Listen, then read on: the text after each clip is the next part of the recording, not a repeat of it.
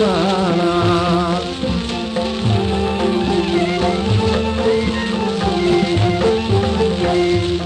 कच्चा घर कखन जा कच्चा घर कखन जा पखन जा पुराणा पखन जा पुराणा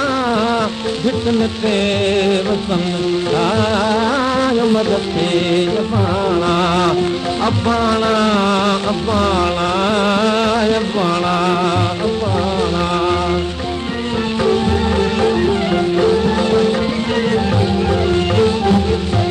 उमर ओठी मुंहिंजा थी अबाणा अणॼाण जरे मिलंदस खेत सां बध में जंहिंसां लाण भिटन ते थी भायड़ा मुंहिंजे भाउन संदा भाणा बलर वराए अचन ऐं विहनि मंझि वथाण असे खाऊं पेरूं पट जा तो वटि सोनी आण ओ त बि मूंखे नथी सुमरा तुंहिंजे सोन की म्यादी काण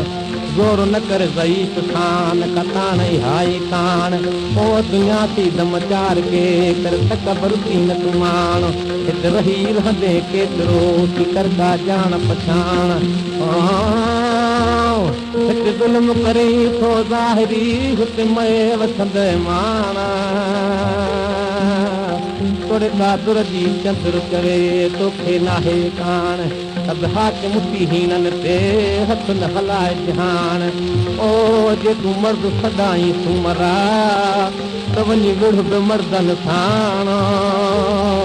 इन ज़ालनि सां थो ज़ोरी करे ॿधी हणी बाण तॾहिं थी चवां मुंहं ते त तूं पंहिंजो पाण पछाण तूं भाव हक़ीक़त में मूंखे भेण करे ई ॼाण ओ शरत थी कीअं चवे जा लॻनि सां वञाण भाउ थी पंहिंजे भेण में बुरी निगाह न आण ओ मुंहिंजा भाऊ पंहिंजो पाण सुञाण ओ छो भेण रखी कई बंद में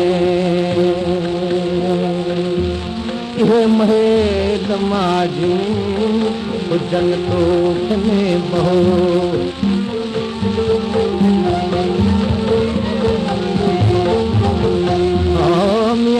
भले त पंहिंजे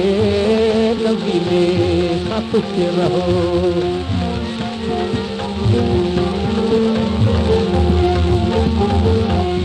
ॾिसां चल वञी मां ॾिसां चल वञी मां तरे कन जठाणा तरे कन जठाणा भिटन ते वसन तां मर ते बाणा अबाणा अबाणा